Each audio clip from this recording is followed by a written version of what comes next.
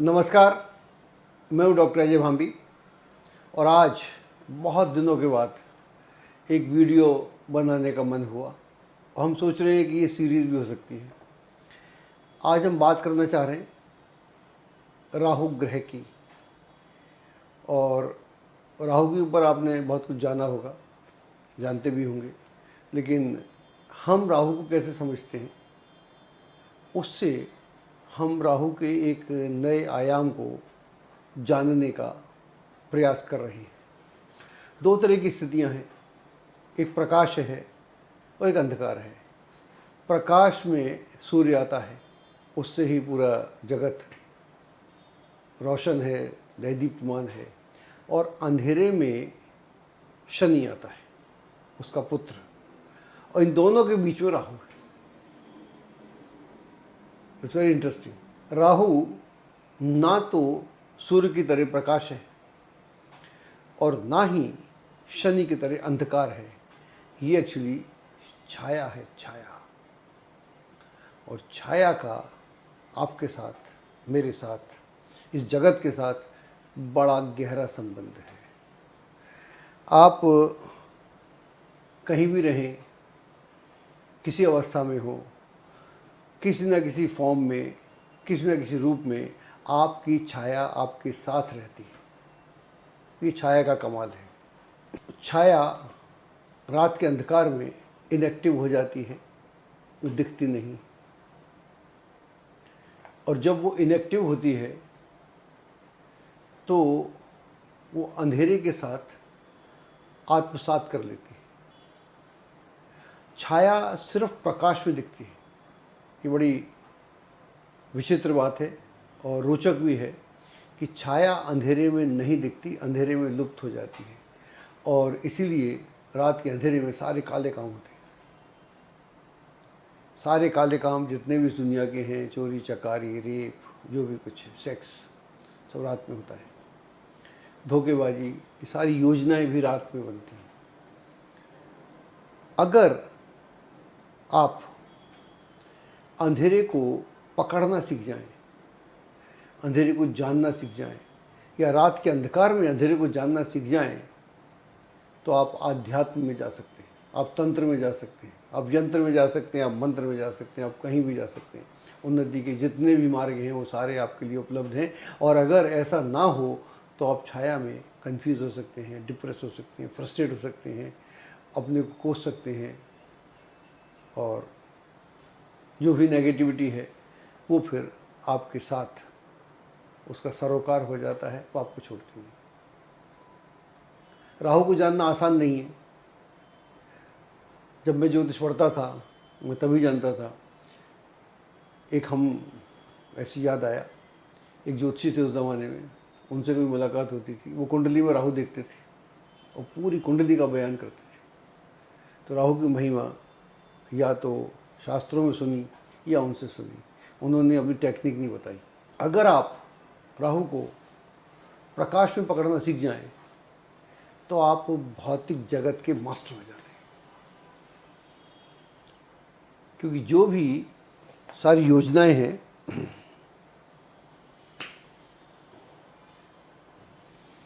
वैसे राहु को चांडाल बोलते हैं, धोखेबाज बोलते हैं, पीड़ा देने वाला बोलते हैं, जेल यात्रा कराने वाला बोलते हैं, रोग से ग्रस्त बोलते हैं, काल सर्प दोष से भी उसे जोड़ दिया जाता है। जितने भी नेगेटिविटी हो सकती है वो हम राहु से जोड़ देते हैं, ज्योतिष से जोड़ देते हैं। लेकिन अगर आपको इस दुनिया में सफल होना है, भौतिक जगत में, तो आपको राहु को प्रकाश में जानना होगा।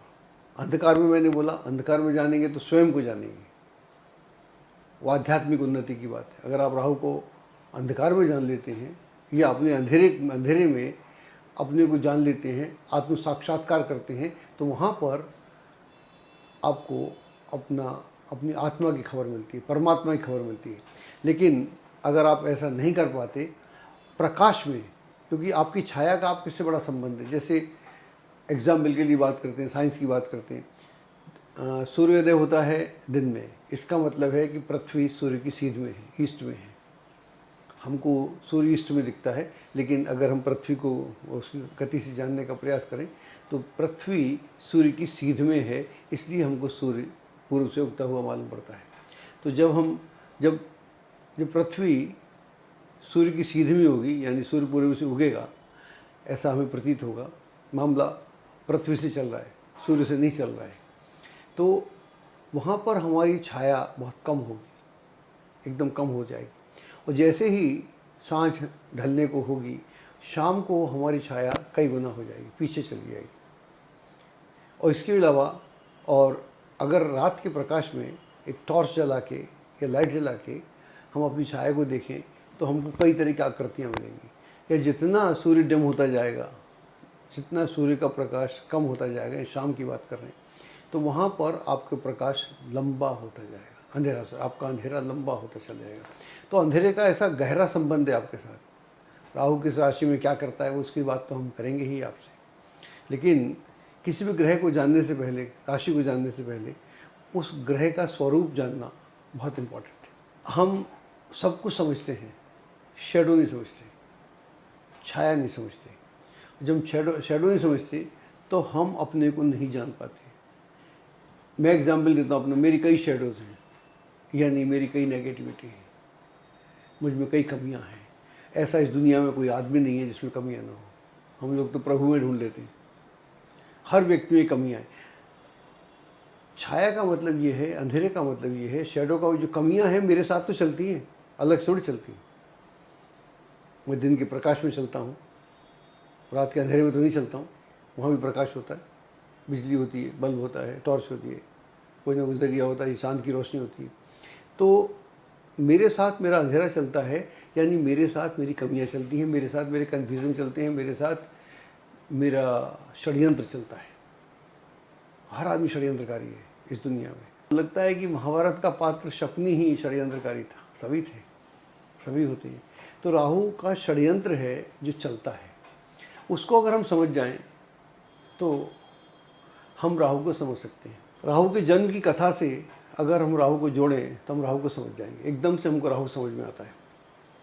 एक कथा तो आपको मालूम ही है, समुद्र मंथन हो रहा था, वो सब जानते हैं, फिर भी रिपीट करता हूँ।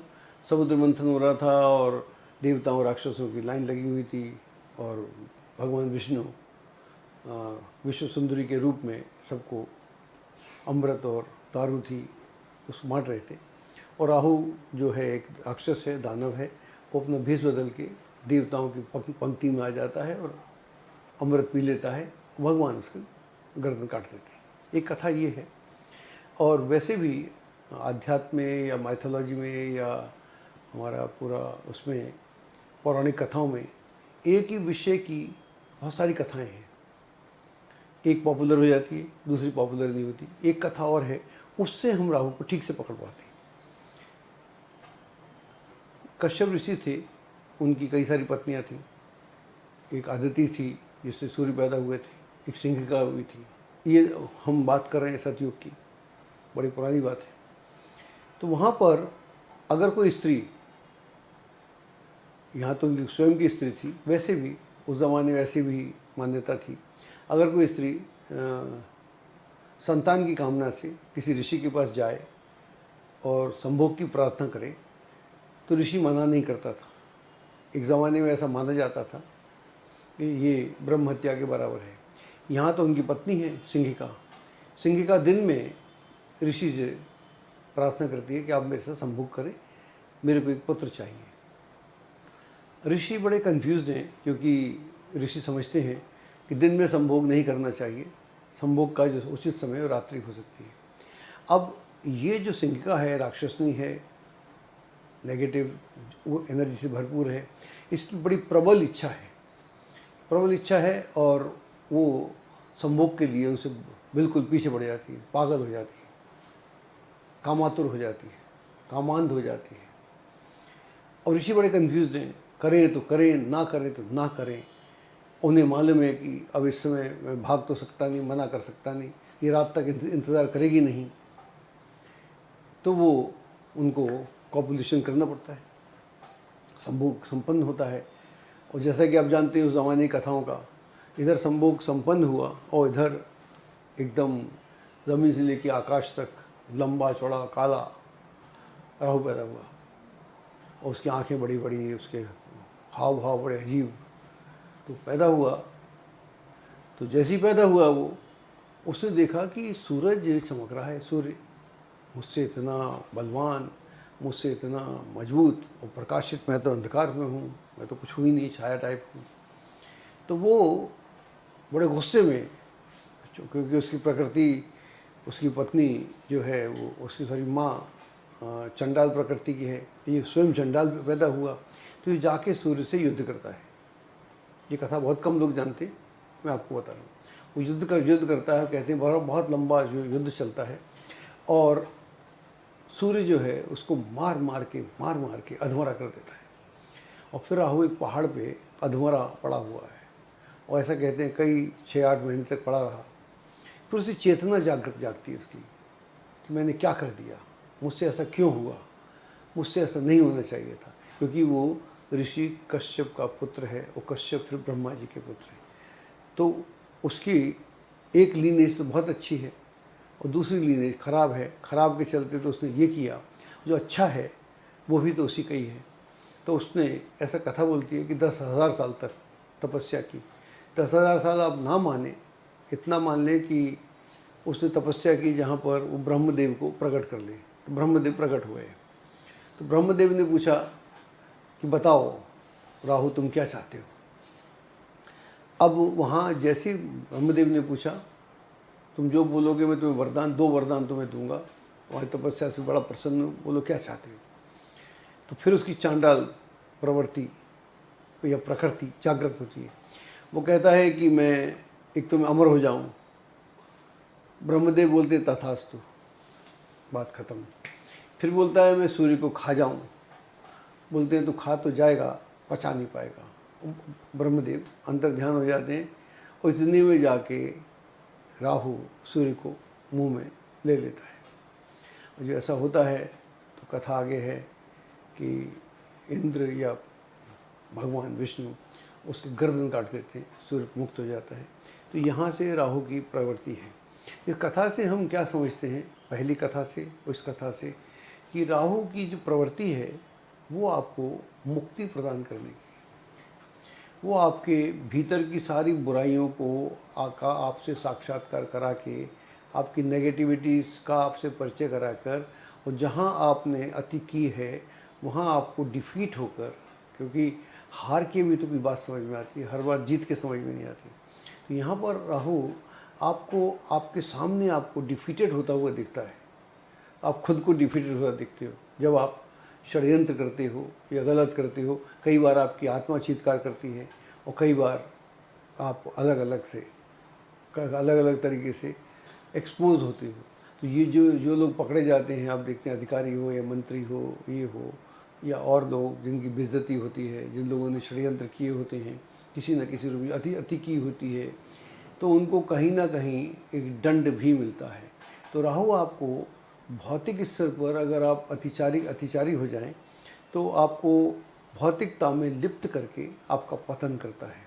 और अगर आप आध्यात्मिक क्षेत्र में चले जाएं, तो राहु के पास 6 शक्तियां हैं, इच्छा शक्ति, मंत्र शक्ति, तंत्र शक्ति, और बात करते रहेंगे, राहु की बात करेंगे तो 6 शक्तियां हैं। उन शक्तियों से राहु इतना पावरफुल है कि राहु कुछ भी कर सकता है। राहु का संबंध सर्प से भी है, तो सर्प का संबंध आपकी कुंडलिनी से है। तो इसका बड़ा गहरा मतलब है। अभी तो हम राहु का परिचय दे रहे थे कि राहु क्या करता है। अब हम आपको बताएंगे कि विभिन्न राशियों में राहु क्या करता है, और ख़ास तौर से चूँकि मेरा विषय शुरू से नक्षत्र रहा है कि हर नक्षत्र में राहु क्या करता है। राशि एरीज भी हो सकती है, राशि स्कॉर्पियो भी हो सकती है, राशि सैजिटेरियस हो सकती है। वहाँ पर हर नक्षत्र है आपके जन्म काल में जहाँ बैठा हुआ है। हम आपको नक्षत्रों के आधार पर आपके राहु का आपसे परिचय कराएंगे, और अगर आप उसको अपना साक्षात्कार ठीक से कर पाएंगे तो भौतिक जगत में बहुत कुछ पाने को है। जो लोग आध्यात्मिक रुचि रखते हैं उनके लिए भी हम कोई ना कोई मार्ग अवश्य बताएंगे। आज इतना ही, फिर मिलेंगे राहु की बात करते हुए। एस्ट्रोलॉजी की सटीक जानकारी के लिए विश्वविख्यात एस्ट्रोलॉजर अजय भांबी के यूट्यूब चैनल ABC चैनल को सब्सक्राइब, लाइक और शेयर करें। लेटेस्ट अपडेट के लिए बेल के बटन पर जरूर क्लिक करें।